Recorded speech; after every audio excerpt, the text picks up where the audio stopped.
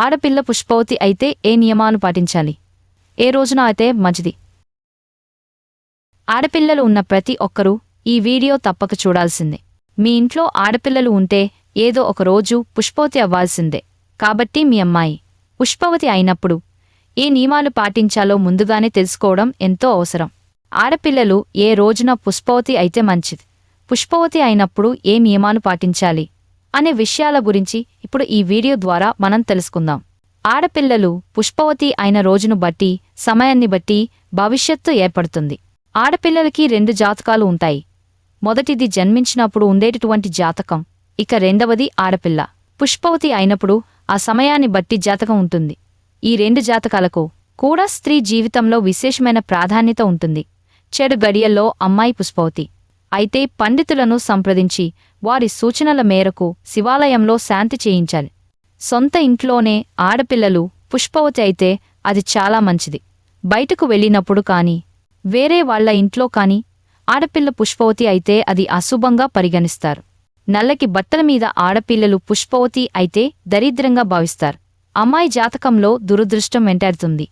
అదే ఎర్రటి వస్త్రాలు కాని, తెలుపు వస్త్రాల మీద కాని ఆడపిల్ల పుష్పవతి అయితే అది చాలా శుభసూచకం. గ్రహణ సమయంలో ఆడపిల్లలు పుష్పవతి అయితే తప్పకుండా శాంతి చేయించుకోవాలి. పుష్పవతి అయిన సమయాన్ని బట్టి కూడా మీ అమ్మాయి భవిష్యత్తు ఉంటుంది. ఉదయం 5 గంటల నుండి సాయంత్రం 4 గంటల మధ్యలో కనుక మీ అమ్మాయి పుష్పవతి అయితే ఇది చాలా శుభ సమయం. అదే ఒకవేళ రాత్రి సమయంలో పుష్పవతి అయితే అశుభ గడియలుగా భావిస్తారు. పుష్పవతి అయిన వారాన్ని బట్టి కూడా ఆడపిల్లల భవిష్యత్తు ఉంటుంది. సోమవారం, బుధవారం, గురువారం అలాగే శుక్రవారం రోజుల్లో మీ ఇంటి ఆడపిల్ల పుష్పవతి అయితే చాలా మంచిది. అదే ఒకవేళ ఆదివారం కాని, మంగళవారం కాని, శనివారం కాని మీ ఇంటి ఆడపిల్ల పుష్పవతి అయితే మాత్రం శాస్త్రపరంగా అది అశుభంగా భావిస్తారు. ఆడపిల్లలు ఆదివారం పుష్పవతి అయితే కొన్ని రకాలైన అనారోగ్య సమస్యలు ఏర్పడతాయి. సోమవారం పుష్పవతి అయితే మంచి లక్షణాలుంటాయి. మంగళవారం పుష్పవతి అయితే జీవితంలో కొన్ని సమస్యలు ఏర్పడతాయి. బుధవారం పుష్పవతి అయితే ఆనందకరమైన వైవాహిక జీవితం లభిస్తుంది. గురువారం పుష్పవతి అయితే నిజాయితీ కలిగినటువంటి స్త్రీ మూర్తిగా మారుతుంది. శుక్రవారం పుష్పవతి అయితే వినియోగవంతురాలుగా ఉంటుంది. ఆనందకరమైన జీవితాన్ని గడుపుతుంది. శనివారం పుష్పవతి అయితే చెడు మాటలకు అలవాటు పడుతుంది. మీ అమ్మాయి పుష్పవతి అయితే మొదటగా మగవాళ్లకి అస్సలు చెప్పకూడదు. మీకు దగ్గరలో ఉన్న ముత్తైదువులను పిలిచి చెప్పాలి. అశుభ గడియల్లో కనుక మీ అమ్మాయి పుష్పవతి అయితే ముందుగా పండితులను సంప్రదించి వారి సూచనల మేరకు శివాలయంలో శాంతి చేయించాలి. అమ్మాయి పుష్పవతి కాదనే అనుభవజ్ఞులైన పండితులను కలిసి పంచాంగం ప్రకారం మీ అమ్మాయి పుష్పవతి అయిన గడియకు ఫలితం ఏ విధంగా ఉందో తెలుసుకొని వారిచ్చే శాస్త్ర సంబంధమైన సూచనలను తప్పక పాటించాలి. మగవారికి పుట్టినప్పటి సమయంతో జాతకం ద్వారా భవిష్యత్తు వివరాలు తెలుస్తాయి. కాని ఆడపిల్లలకు మాత్రం పుట్టినప్పుడు తెలిసే విషయాల కంటే పుష్పవతి అయిన సమయంతోనే తమ భవిష్యత్తు అనేది సంపూర్ణంగా తెలుస్తుంది. అందుకే పండితులను సంప్రదించిన తర్వాతే శుభముహూర్తం కనుక్కొని ఏ సమయంలో అమ్మాయిని కూర్చోబెట్టాలో తెలుసుకోవాలి. వర్జ్యం లేకుండా మంచి సమయం చూసి అమ్మాయిని నేలపై కూర్చోబెట్టాలి. అమ్మాయిని కూర్చోబెట్టేటప్పుడు ముందుగా మీ ఇల్లంతా శుభ్రం చేసి నేలపై ఒక చాప వేసి ఆ చాప మీద పచ్చని తాటాకులు కాని, కొబ్బరి ఆకులు కాని వేయాలి. ఈ విధంగా చాప మీద తాటాకులు వేసేటప్పుడు తప్పకుండా 5 ముత్తైదులను పిలిచి వారి చేత తాటాకులను చాప మీద వేయించాలి. తరువాత ఈ తాటాకుల మీద ఒక తెలుపు రంగు దుప్పటి కాని, తెలుపు రంగు చీర కాని వెయ్యాలి. తరువాత ఆ 5 ముత్తైదులు కలిసి తాటాకుల చివర్లో 4 వైపులా ఎండు కొబ్బరి చిప్పలను పెట్టి అందులో నానబెట్టిన శనగలు, అక్షింతలు అలాగే పూలు వేయాలి. అలాగే తాటాకుల మీద 5 చిమ్మిని లడ్డూలను వేయాలి. తర్వాత కొబ్బరి ఆకులతో ఒక చిన్న బొమ్మలాగా తయారుచేసి ఆ బొమ్మకు చీర కట్టి బొట్టు పెక్కి పుష్పవతి అయిన ఆ అమ్మాయి చేతిలో పెట్టాలి. పుష్పవతి అయిన అమ్మాయికి పొడుగు బొట్టు పెట్టాలి. గుండ్రంగా ఉండే బొట్టు మాత్రం అస్సలు పెట్టకూడదు. పుష్పవతి అయిన అమ్మాయి ముఖానికి నిండుగా పసుపు రాయాలి. అలాగే కాళ్లకు కూడా పసుపు రాసి పారాని పెట్టాలి. తరువాత ఆ అమ్మాయికి తెలుపు రంగు ఓనిని కట్టి తాటాకుల మధ్యలో అమ్మాయిని కూర్చోబెట్టాలి. అమ్మాయిని కూర్చోబెట్టేటప్పుడు 5 ముత్తైదువులు కలిసి అమ్మాయిని కూర్చోబెట్టి కుంకుమ బొట్టు పెట్టి ఆ అమ్మాయి తలపైన అక్షింతలు వేయాలి. పుష్పవతి అయిన అమ్మాయిని కూర్చోబెట్టేటప్పుడు తూర్పు దిశలో మాత్రమే కూర్చోబెట్టాలి. తర్వాత పుష్పవతి అయిన అమ్మాయికి 3 కొబ్బరి చిప్పల నిండా నెయ్యి కాని నువ్వుల నూనె కాని తాగించి 3 చిమ్మిలి లడ్డూలను తినిపించాలి. ఆ తరువాత ఇంటికి వచ్చిన ముత్తైదులందరూ ఆ అమ్మాయికి హారతి ఇచ్చి కుంకుమ బొట్టు పెట్టి అక్షింతలు వేయాలి. హారతి ఇచ్చేటప్పుడు మంగళకరమైన పాటలు పాడాలి. చివరగా మీ ఇంటికి వచ్చిన ముత్తైదులకు తాంబూలాలు ఇచ్చి పంపించాలి. పుష్పవతి అయిన మొదటి 3 రోజులు మాత్రం పులదన్నము వండి పెట్టాలి. పులదన్నం ఎలా వండాలి అంటే బియ్యంలో పెసరపప్పు వేసి వండాలి. ఒక మూకుడ్లో విస్తరాకు ఉంచి ఆ అన్నాన్ని పుష్పవతి అయిన అమ్మాయికి పెట్టాలి. ఆ అన్నంలోకి కొద్దిగా బెల్లం కానీ పంచదార కానీ వేసుకుని తినాలి. కత్తితో తరిగిన పదార్థాలను అస్సలు తినకూడదు. పుష్పవతి అయిన అమ్మాయి పుల్లలు తుంచటం, ఏవైనా గిల్లటం వంటివి చేయకూడదు. అరకిపండును మాత్రం అస్సలు తినకూడదు. పుష్పవతి అయిన 3 నెలల వరకు అరకిపండును తినకూడదు. పుష్పవతి అయిన అమ్మాయిని మొదటి 3 రోజులు ఎవరూ తాకకూడదు. పగటిపూట నిద్రపోకూడదు. కారంగా ఉండే ఆహారం అస్సలు పెట్టకూడదు. ఆడపిల్ల పుష్పవతి అయినప్పుడు బట్టలు మార్చుకోకూడదు.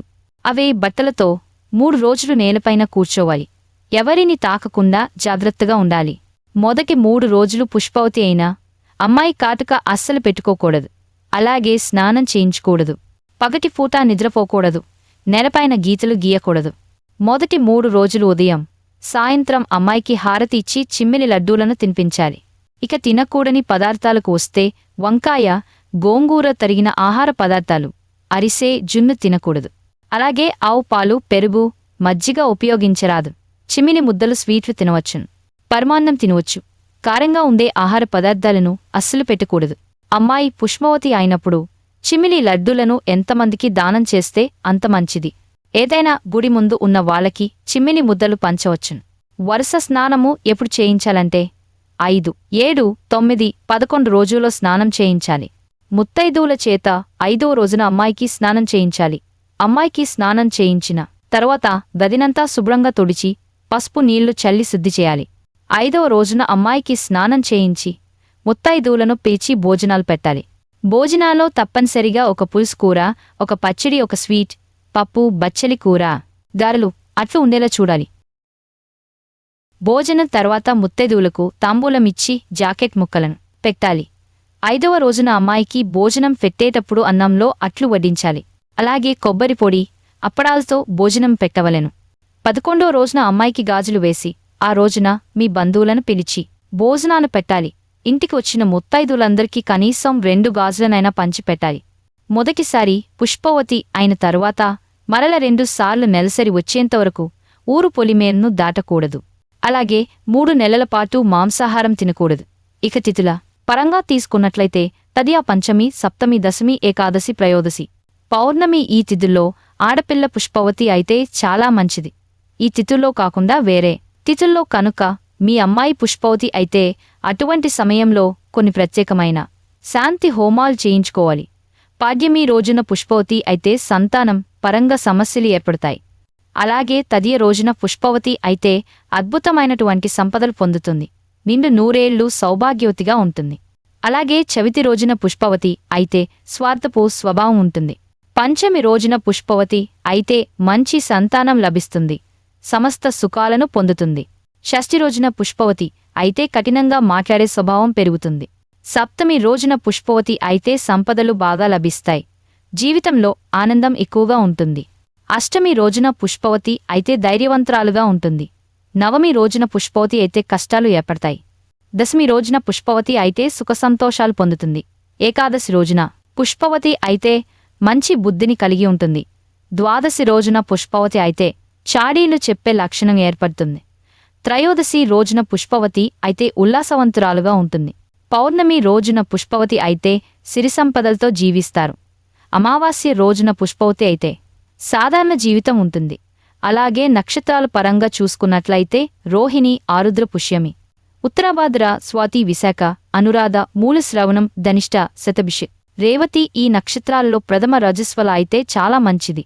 అలాగే సూర్యగ్రహణం ఉన్నప్పుడు గాని, చంద్రగ్రహణం ఉన్నప్పుడు గాని, సంక్రమణ రోజుగాని, దుర్ముహూర్తంలో ప్రథమ రజస్వల అయినప్పుడు దానికి సంబంధించిన శాంతి చేయించుకోవాలి. ఒకవేళ మంచి రోజు కాకపోయినా అశుభమైన వేద పండితుల సూచన మేరకు శాంతి హోమాలు, కర్మలు, పూజలు చేయిస్తే సరిపోతుంది. తద్వారా మీ అమ్మాయికి అంతా శుభమే జరుగుతుంది.